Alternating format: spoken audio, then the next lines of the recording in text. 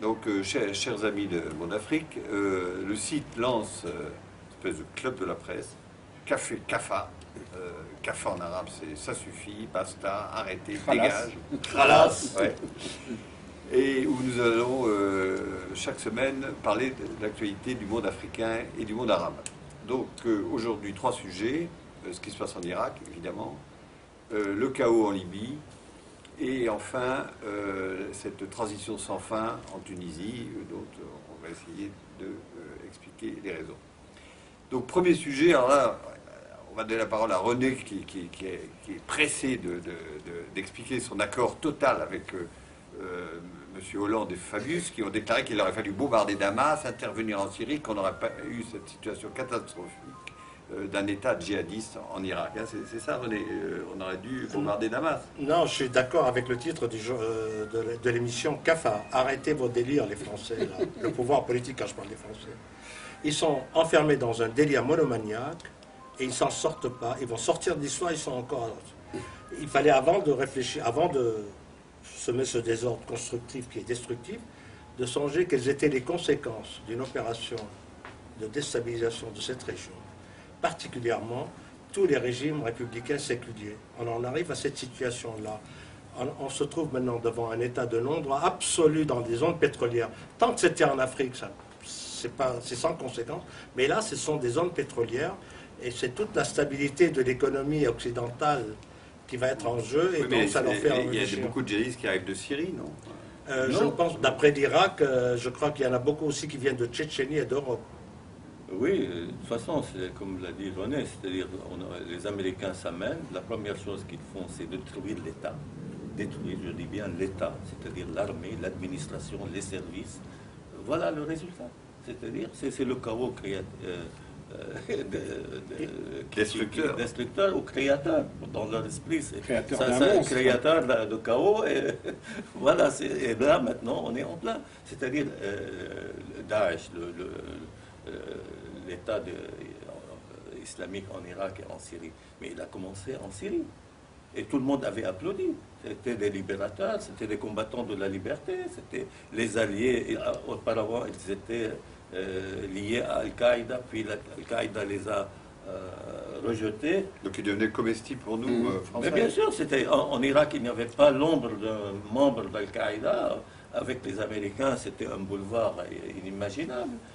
Comme dit René aussi, c'est de Daghestan, de Tchétchénie. Je ne sais pas qu'est-ce qu'ils viennent faire en Irak. Quel est le projet démocratique qu'ils développent. Et puis, hier, j'ai lu le communiqué de l'Élysée qui dit c'est la faute à Bachar. Mais quand même, c'est d'une ignorance, à moins que ce soit... il avait reçu 24 heures avant le futur roi d'Arabie, c'est le prince Mut'ab Ben Abdallah, le propre fils du roi d'Arabie. Je ne sais pas qu'est-ce qu'il y avait comme promesse financière ou tout ça, parce que ça ne se comprend pas comment on peut combattre le terrorisme ou le Daesh en Irak et en même temps taper sur le seul État qui lui livre vraiment un combat. C'est vraiment... Ensuite, vous lisez un journal comme Le Monde avec une manchette ignoble, immonde. Est-ce que c'est la faute à Obama ou c'est à la faute de Bush? Non, mais quand même, il ne faut pas rêver. Pourquoi on va poser cette question? C'est-à-dire parce que Obama n'est pas intervenu. Comme Obama a essuyé la... C'était le service après-vente, Obama. Pas lui. Non, mais il y a l'histoire qui est anecdotique pour l'instant dans la presse, mais qui pour moi est fondamentale. C'est ce qui se passe au Kurdistan. C'est-à-dire que le Kurdistan, quand c'est la Crimée qui devient indépendante et qui se sépare de l'Ukraine, tout le monde hurle, enfin tout le monde occidental dit mais c'est insupportable, la Crimée historique, c'est le cœur de l'Ukraine. Là tout d'un coup le Kurdistan, qui jusqu'à preuve du contraire est irakien, est en train de devenir une puissance indépendante, complètement pris en main par les Américains et les Israéliens. Et les milices libanaises, parce que et les milices libanaises. Donc c'est un État étrange. Et là, vous avez été maltraités les Kurdes quand même. Bien sûr, non, mais c'est pas le problème. Mais je veux dire que où on réfléchit dans une stratégie d'unité d'un État, ou alors on part dans une parcellisation mondiale, une atomisation des États, des pays. Et là, l'histoire du Kurdistan, elle est claire, c'est que comme c'est une zone pétrolière, on dit aux Peshmerga, aux Kurdes, les illégaux, prenez Kirkouk, etc. Et là, ce morceau d'Irak, bizarrement, ça ne fait pleurer personne. C'est-à-dire que les djihadistes qui prennent Samara ou Tikrit, ça fait hurler, à juste titre. Mais quand les Kurdes prennent Kirkouk, tout le monde trouve ça très bien. Ça ne fait pas une ligne dans le journal, ça permet Ils protègent la démocratie. Ça permet aux reporters d'aller à Erbil et de citer les papiers depuis l'Irak. C'est comment ça va se finir alors tout ça? C'est une guerre de 100 ans. Mais en fait, il faut partir d'un prémisse. Hier, vous parlez du monde là. Il y a un islamophiliste plutôt qu'un islamologue, qui dit que l'attaque d'Irak, ça a brisé la fracture du monde chiite. Mais il faut raconter des histoires là. Le monde chiite représente 15% de la population musulmane mondiale, c'est-à-dire près de 150 millions à 200 millions de musulmans. Sur 1,2 milliard. C'est pas ces 200 millions qui représentent numériquement une menace. C'est plutôt la symbolique qu'ils représentent, l'accession au seuil nucléaire, la résistivité face à Israël. Donc tous ces parasites-là, les États rentiers qui sont le Qatar, l'Arabie, qui sont protégés par les Américains et qui sont les alliés tacites d'Israël, ils exportent des guerres hors de leur territoire. D'abord, ils se débarrassent de leurs djihadistes à bon frais, ils les laissent massacrer ailleurs, ce sont les autres qui sont les impies, et eux, on leur épargne les représailles à des massacres de machin. C'est une sous-traitance. C'est une guerre de mercenaires pour 100 ans. Voilà. C'est ce qui s'est passé. C'est le démembrement, l'éclatement du monde arabe. Quand on voit que Dick Cheney ose intervenir dans le débat américain et donner des conseils sur la guerre et l'Irak. Sa société, il y avait Ali Burton qui jouait. Cela dit, je voudrais rebondir sur une phrase. Nicolas, mon ami Nicolas, avait dit que les Kurdes ont beaucoup été persécutés, peut-être suggérant qu'ils avaient droit à un État. Moi, je m'en réjouis.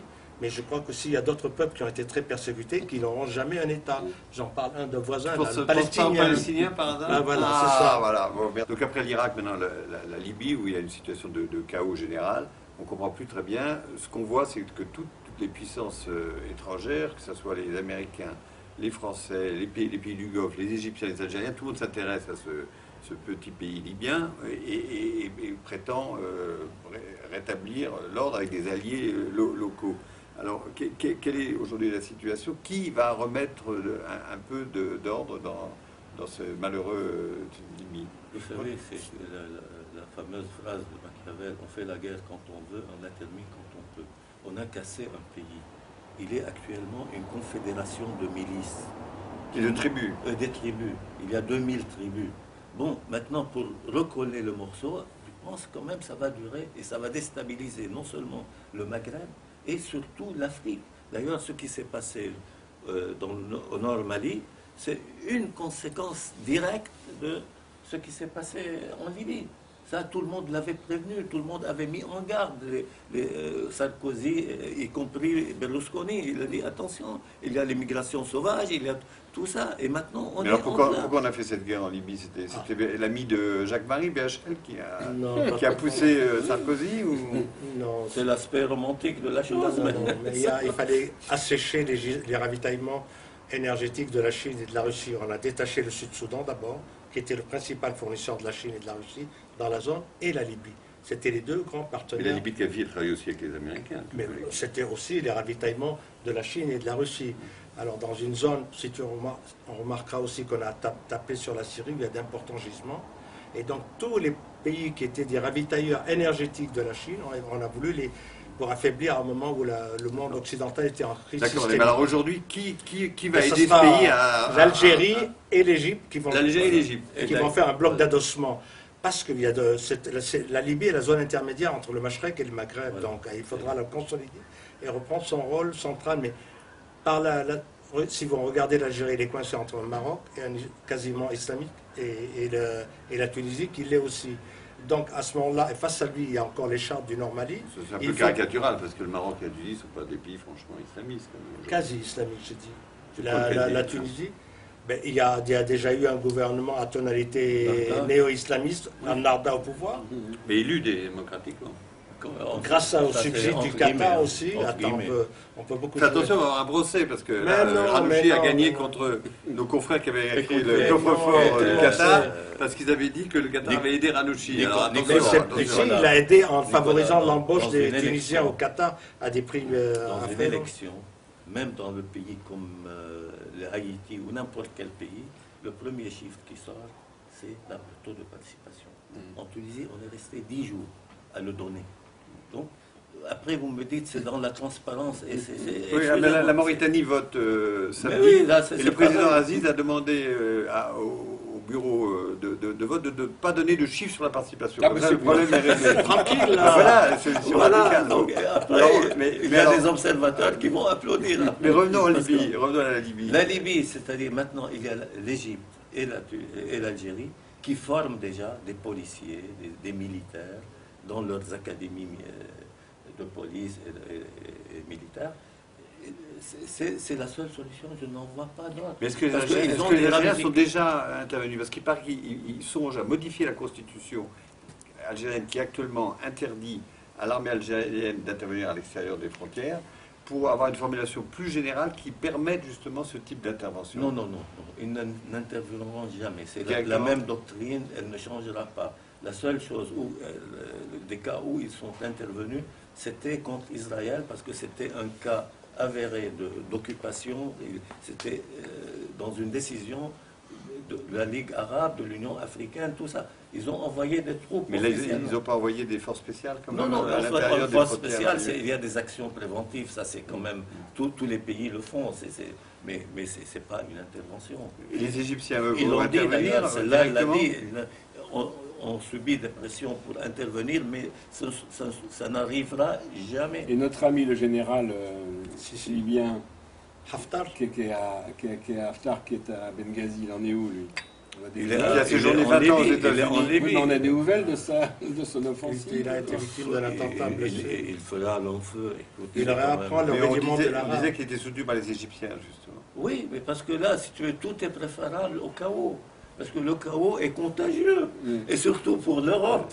C'est-à-dire que l'Égypte souhaiterait qu'il y ait Haftar avec Mahmoud Jibril qui a quand même épousé la fille de l'ancien ministre de l'Intérieur de Nasser, comme Premier ministre, qu'on revienne à une formation un peu d'une sorte de bureaucratie militaire qui va se restaurer en Égypte et qui est déjà en cours en Algérie. Oui, Un d'ailleurs, despote éclairé, Oui, avec non, un peu de La liberté bureaucratie d'expression. militaire, c'est une Non. analyse sociologique. La Ah, solution, excuse-moi, René, oui, c'est non, très- Nicolas, la solution ne sera que libyenne, mais ils seront aidés par ces deux pays.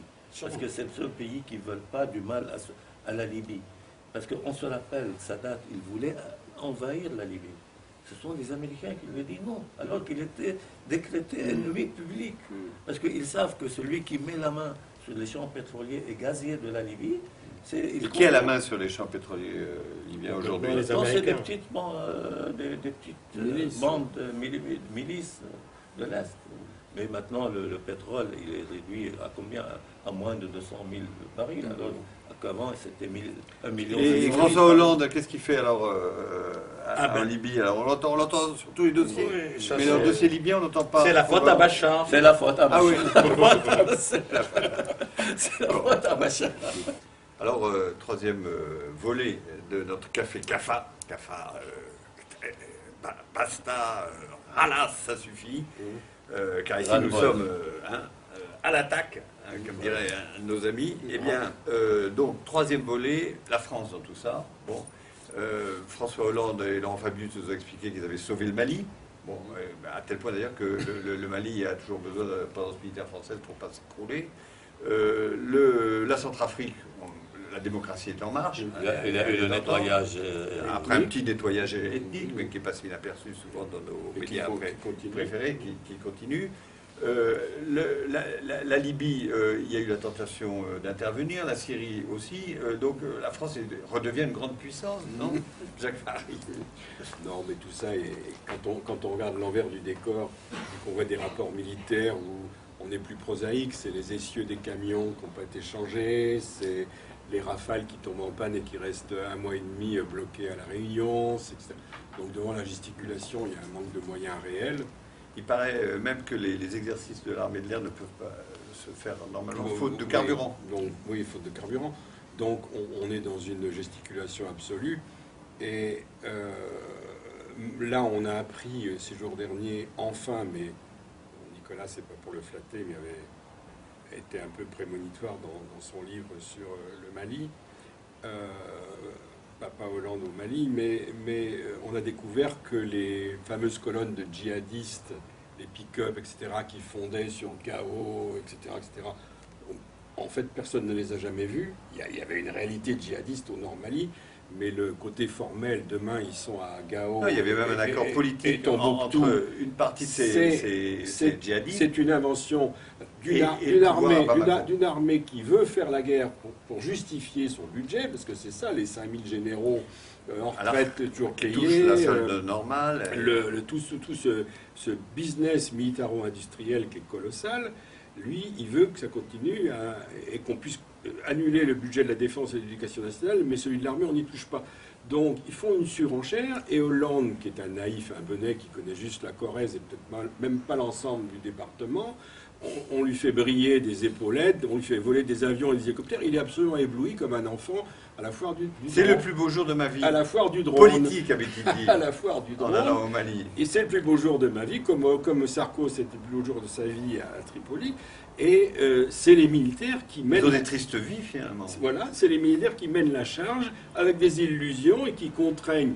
Fabius est juste un type qui dort, qui défend ses intérêts. Parce que la sieste à Alger, ça n'a pas très bien fonctionné à Alger. La sieste à Alger. Pour défendre ses intérêts en dormant. Et qui prend ses ordres en lisant les journaux américains et autres. Donc on est dans une schizophrénie. Enfin, le Quai d'Orsay et les conseillers de Hollande en matière de politique étrangère, il faut les mettre au cabanon. Ça n'a aucune cohérence. Qu'est-ce que tu veux espérer d'un pays où le chef de la diplomatie météorologiste VRP de tourisme multicar, c'est le plus somnolent des forums internationaux, le plus grand ronfleur devant l'éternel. C'est sa marque de fabrique. Hein. Qu'est-ce que tu veux espérer? L'un est flambi, l'autre est ronfleur. Oui, il est malade un peu, il paraît. C'est vrai. Alors il n'a qu'à écourter sa sieste et faire un peu plus de remue-ménage. C'est une diplomatie guerrière. C'est une diplomatie qui n'a plus les moyens de ses ambitions. C'est la faute à Bachar. Voilà. Oui, bien sûr. Regardez en Syrie. Il a promu une ambassade à l'opposition qui n'est élue par personne. Jusqu'à maintenant, il n'y a pas de locaux pour cette... Mais parce qu'il n'ose pas attribuer ses non, il peut pas, mais il peut donner des locaux. La mairie de Paris peut leur donner. Jusqu'à maintenant, il a ces 2 pièces, le pauvre ambassadeur qui n'a jamais mis les pieds, ça fait 45 ans. Tu peux demander à Big Malion d'émarger un peu pour un local. Comment vous voulez faire une démocratie en Syrie alors que tous ceux qui prétendent être des opposants, ils n'avaient jamais mis les pieds. Ils n'ont été élus par personne, y compris par leur père.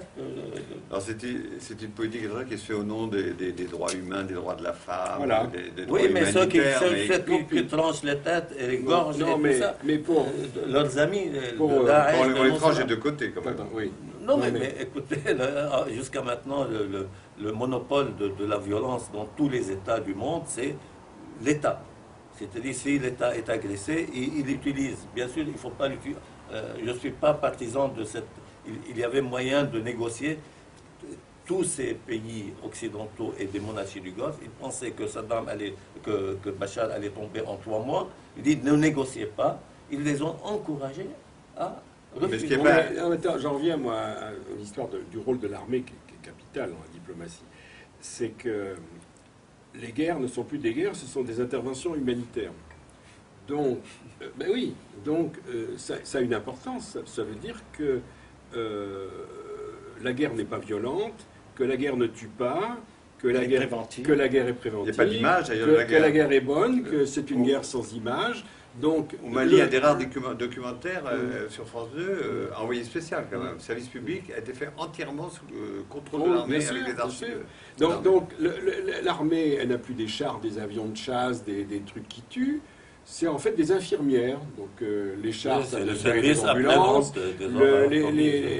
les pansements, le mercurochrome. Enfin, Oui, mais pour aller donc- chasser au cure-dent, là, les djihadistes dans les massifs montagneux, ils se servent des Touaregs, des Bien sûr, Tchadiens. bien sûr. Et donc, les supplétifs de l'armée française, Voilà. on revient à peu On près revient à la campagne d'Italie. au bas de DAF et Ouais, c'est ça. aux tirailleurs sénégalais, oui. oui. Mais c'est une vieille tradition quand même de la gauche française. Entre la- Ah, sauf que là, bien sûr, en 50 ans colonial. d'indépendance. Mais là, le Quai Jaurès, d'Orsay, c'est pas ça. le Quai Non, d'Orsay, pas Jaurès. le Quai d'Orsay, c'est une vieille thèse de notre ami l'abbé Vière, mais est complètement investi par l'idéologie néoconservatrice. C'est-à-dire qu'on pourrait mettre, il faut supprimer le Quai d'Orsay et directement le mettre à Washington. Ça serait beaucoup plus simple. Ou alors à Riyad et à Doha. Ou à Riyad et à Oui. Doha. Parce Et que on nous, joue sur l'émotion. Ils On nous joue- donnent plus d'argent que Voilà, les Américains. on joue sur les Je mots. voudrais juste signaler une chose. Oui, Pour abonder- le mot de la fin, René. En 50 ans d'indépendance africaine, il y a eu 40 interventions françaises sous couvert humanitaire. Topaz, Serval, ce que vous voulez, ce qui fait en moyenne une intervention tous les 18 mois. C'est dire un peu l'humanitaire. c'est une industrie. un Avec quel business. résultat? Avec quel résultat? Fabius L'Afrique est et- mal Mais partie. c'est un business. Fabius et Hollande, c'est les successeurs d'Albert Schweitzer. Voilà. C'est le-